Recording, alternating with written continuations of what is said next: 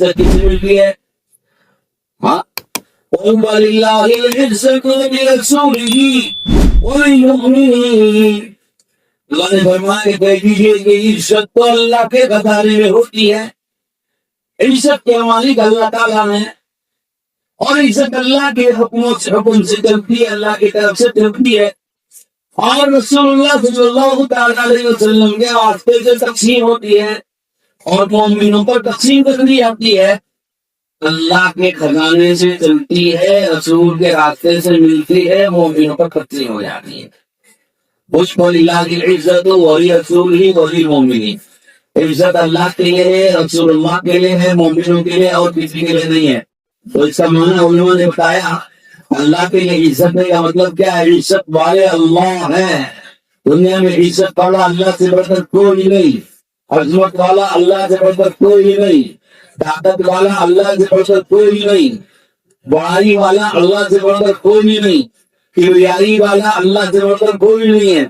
ساری کبریائی، عظمت اور بڑائی اور عزت اللہ کے لیے ہے، اللہ کے علاوہ کسی کے لیے۔ پھر اللہ جس کو دے اس کو، پھر اللہ کسے دیتے ہیں؟ اپنے رسولوں کو دیتے ہیں، اپنے پیغمبروں کو دیتے ہیں، اپنے نیک منتخب بندوں کو دیتے ہیں۔ پھر کس کو دیتے ہیں؟ کہ جو ان پیغمبروں کے رابطے پہ چلے گا، جو ان پیغمبر اس کی زندگی گزارے گا، جو ان پیغمبر کے بتائے ہوئے طریقے پر جیے گا، ان کو دیتے ہیں۔ پھر دروازہ بند، اور کسی کو نہیں گے۔ تو کس کو ہم دیکھ رہے ہیں کہ اس کو عزت، اس کو عزت مل رہی ہے؟ وہ عزت وقتی ہے، جیسے کرسی اور عہدے پہ آدمی بیٹھے ہوتی ہے، آسن بنے، تو جب کوئی کرسی پر ہے تو لوگ سلوٹ بھی کریں گے، اور گاڑی بھی ملے گی، لائٹ کی ہوگی، اور پوری سیکورٹی بھی ملے گی۔ جس دن سے اس کی کرسی پر سے وہ اتر جائے گا، اس کے بعد سے سب چیزیں نکالی جاتی ہیں۔ لال بتی کی گاڑی بھی نہیں، اس کو سیکورٹی بھی نہیں، اسے کوئی سیلوٹ بھی نہیں کرے گا، ہے نا؟ ارے کرے گا، کوئی کرے گا؟ کوئی ایم ایل اے ہو، کوئی ایم پی ہو، اور کوئی سا وزیر ہو، پورا بڑا منسٹر ہو، کوئی صدر جمہوریہ ہو، جو بھی اس کو عزت ملے گی، وقتی ملے گی۔ جب تک عہدے پر ہے عزت ملے گی، جب وقت وہ عہدہ ختم ہو گیا عزت ختم۔ لیکن مجھے بتاؤ، ایک مومن بندے کو جو اللہ عزت دیتے ہیں، پیغمبر کو جو اللہ عزت دیتے ہیں، ایک صالح ایمان والے کو جو اللہ عزت دیتے ہیں، وہ جب تک ہے دنیا میں موت تک بھی عزت، موت کے بعد بھی عزت ہے نا۔ یہ عزت کس وجہ سے؟ ایمان کی وجہ سے، علم کی وجہ سے، تقوی کی وجہ سے، دین کی وجہ سے، اللہ کی فرمانبرداری کی وجہ سے۔ اور دیا کس نے؟ دیا اللہ نے۔ ایک مرتبہ ہارون رشید خلیفہ بادشاہ تھے، نام سنا آپ نے؟ ہارون رشید کا نام سنا؟ ایک بادشاہ تھے، مسلمانوں کے بڑے بادشاہ، یہ مثال میں خوب تھی۔ وہ مسلمانوں کے بڑے بادشاہ تھے ہارون رشید رحمۃ اللہ علیہ۔ وہ اپنی بیوی کے ساتھ بیٹھے ہوئے محل میں، اور ان کی آبی میں ایک بہت بڑے عالم تھے، حدیث شاعری پڑھاتے تھے۔ وہ مسجد میں درس دے رہے تھے، سبق پڑھا رہے تھے، حدیث پڑھا رہے تھے۔ بہت بڑے عالم تھے، اللہ والے تھے، بزرگ تھے، بڑی عزت ان کی تھی، بڑا مقام تھا۔ وہ بڑا مجمع اس زمانے میں، جیسے آپ اجتماع میں اتنے سارے لوگ بیٹھے ہوئے ہو، ہم نے سلام کیا تو آپ سب جواب دیتے نہیں دیتے؟ سب ایک آواز سے جواب دیتے نہیں دیتے؟ بھائی آواز سے، ایک آواز سے جواب دے تو آواز کیسے آتی ہے مجمع میں؟ پوری آواز پوچھتی ہے پنڈال میں، ہے نا؟ اسی لیے میں چلو سلام کیا، جواب نہیں ملا تو پوچھوں میں۔ ایک مجمع کو بڑا بیٹھا ہوا ہے، سلام کرے، سلام کرنے والے نے سلام کیا، اور آپ سب نے جواب دیا، تو سب کے جواب سے ایک آواز بولتی ہے جو پنڈال میں پوچھتی ہے۔ ایسا چھیننے والا جب الحمدللہ کہتا ہے تو اس کا جواب بھی دیا جاتا ہے، سارے سننے والے اس کو جواب دیتے ہیں یرحمک اللہ۔ کیا جواب دینا؟ بولو ذرا سا۔ چھیننے والا جب چھینکے الحمدللہ کہے تو اس سے جواب ہمیں کہتے ہیں نا یرحمک اللہ۔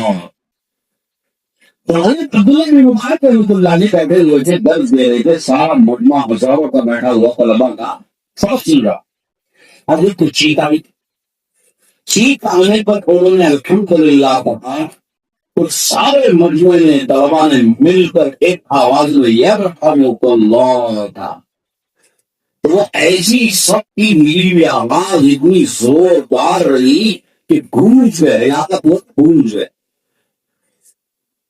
تو جب یہ رحمت اللہ کی آواز گونجی بادشاہ کے محل میں پہنچی. بادشاہ قریب میں محل میں بیٹھا تھا بیوی کے ساتھ. کون بادشاہ بولو؟ ہارون رشید. وہ اپنی بیوی کے ساتھ بیٹھی ہوئے تھے. وہاں میں پہنچی تو ایسا لگتا جیسے کوئی حملہ بول دیا، کوئی کسی نے حملہ کر دیا دشمن، اور تکلیف بہت بڑا ایسی آواز. تو بیوی نے پوچھا کہ بھائی یہ کیا آواز ہے؟ بادشاہ نے پوچھا کہ کیا آواز؟ تحقیق کرنے کا پتہ چلا کہ حضرت عبداللہ بن بار رحمۃ اللہ علیہ درس دے رہے ہیں، ان کے ساتھ ان کے سامنے طلبا ہزاروں کے تعداد میں بیٹھے ہوئے ہیں. حضرت کو چھینک آئی اور حضرت الحمدللہ کہی تو ان کے جواب میں ساروں نے مل کر ایک آواز میں جواب دیا یرحمک اللہ. تو اس کی آواز کی یہ گونجی ہے. بس بیوی نے شوال سے بادشاہ سے پوچھا پتا ہو تمہاری حکومت بڑی کی حکومت چھوڑی گا؟ بادشاہ سے کیا پوچھا؟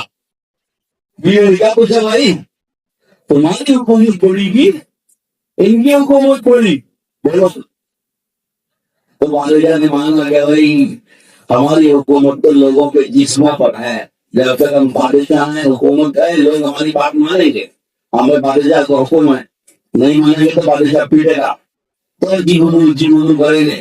تو ہماری حکومت جسموں پر ہے، جب تک ہم ہیں حکومت ہے، جب تخت سے اتر جائے گا ہماری حکومت بدل لوگوں کے دلوں میں نہیں. لیکن یہ وہ اللہ والے ہیں جن کی حکومت دلوں کے اوپر ہے. ان کے دلوں میں ان کی عظمت ان کی محبت اللہ نے ڈالی ہے. وہ دل کے اندر بیٹھی ہوئی عظمت کی وجہ سے یہ لوگ ہمیشہ اپنے استاد کو اپنے بڑے کو عزت دیں گے. اس کی وجہ سے سب ایک آواز کو جواب دے رہے ہیں. یہ ان کی اللہ کی دی ہوئی عزت ہے. بتاؤ میرے بھائیوں جسموں پر حکومت پڑی ہے کہ دلوں کے اوپر حکومت پڑی ہے؟ وہ نہیں دلوں پہ حکومت اللہ کس کو دے گا؟ کس کو دے گا؟ اپنے نیک بندوں کو دیتا ہے، اپنے نیک بندوں کو دیتا ہے. دلوں کے اوپر حکومت اللہ اپنے نیک بندوں کو دیتا ہے. یہی وہ بات تھی جو میں نے شروع میں کری تھی. انہیں زندگی سے گزار کے جاؤ اس سب کو مر جانے پر روتے رہ جائیں گے. کب روئیں گے لوگ؟ جب دل کے اندر میں محبت رہے. تو ہمیں زندگی سے گزارو کہ لوگوں کے دلوں میں تمہاری جگہ بنے.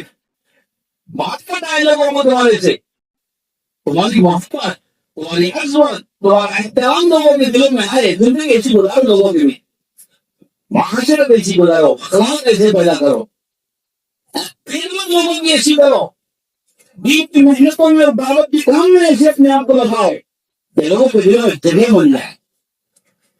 حضرت مولانا یوسف صاحب رحمۃ اللہ فرماتے تھے لوگ دنیا میں پھول بن کر جیو، پانڈا بن کے مت جیو. کیا بولے؟ دنیا میں پھول بن کر کے جیو، پانڈا بن کے مت جیو. سر پانڈا کیا ہوتا ہے؟ ارے کانٹا کیا ہوتا ہے؟ سب کو چبھتا ہے، پھول سب سنتا ہے. اور کانٹے کو کچھ جیب میں رکھے گا، بدل سے لگائے گا. کانٹا کیا کرتا ہے؟ نکال کو بدل کو لگا زمین نکال کو پھینک ڈالتا ہے. کپڑے میں کرتے بدل سے نکال کو پھینک ڈالتا ہے. گھر میں آگا تو ویسے نکال کے پھینک ڈالتا ہے. راستے میں آگا تو راستے میں جاتا کے پھینک ڈالتا ہے. پھول کیا کرے گا؟ پھول درخت میں بھی لگا ہوا ہوگا کہ پھول کے آدمی ہاتھ میں لے منہ سے لگائے، چہرے سے لگائے، ناک سے لگائے، جیب میں لگے گا. گھر میں لگانے کی ضرورت گھر میں لا کے رکھے گا، گلدستہ بنائے گا.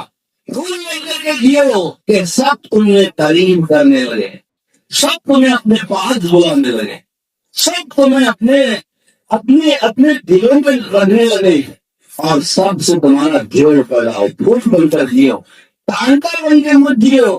کہ ہر ایک کو میں دور نکالے، ہٹاؤ اس کو، باہر نکالو اس کو، دور کرو اس کو، آئے دیکھو انہیں۔ ارے بھائیو، جب آدمی اخلاق اچھے بنائے گا تو لوگوں میں قبول ہوگا، اور جب آدمی اخلاص بنائے گا تو اللہ کے یہاں قبول ہوگا۔ عمل میں اخلاص، اللہ کے لیے کام کرتے ہیں، اللہ راضی ہو جائے صاحب، ہمیں کچھ سے کچھ لینا دینا نہیں، کسی سے کوئی غرض نہیں، کسی کو چار پیسے نہیں چاہیے، ہم کو چار پیسے کی عزت بھی نہیں چاہیے، ہم شکریہ بھی نہیں چاہیے صاحب، ہم کو تو اللہ کو شکریہ ہی چاہیے۔ اللہ کے لیے کام کرے گا تو اخلاص آئے گا، اور اخلاص آنے سے اللہ کے ہم جگہ بنتی ہے، اور اخلاق آئے گا پیار سے، محبت سے، احترام سے، ایک دوسرے کو عزت دیتے ہوئے، ایک دوسرے کا حق ادا کرتے ہوئے، ایک دوسرے کی ہمدردی، ایک دوسرے کے ساتھ محبت، ایک دوسرے کے ساتھ ہم لوگ بھی خیر خواہی کرے گا تو لوگوں کے دلوں میں جگہ بنے گی۔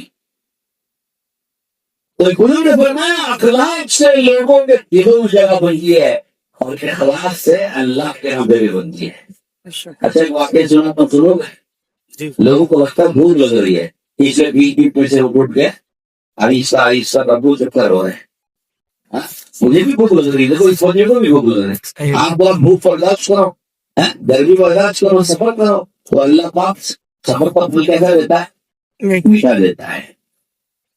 سب سے بیٹھا ہو انشاءاللہ، تو کھانا تو سب کو ہے، کھانے سب کو ملے گا، روزی مقدر کی گئی کوئی کھا لے گا آپ کی، بولو آپ کی ڈلیاں کوئی دوسرا لے لے گا، آپ کا لقمہ کوئی دوسرا لے لے گا، پھر کیوں جلدی؟ مقدر کی وجہ ملنے تو ہم کو ہی ملے گی، ہماری وجہ کو دوسرا بھی لے گا، تو جلدی کیوں جاتے ہو کھانا کھانے کے؟ آرام سے جاؤ، بولو انشاءاللہ۔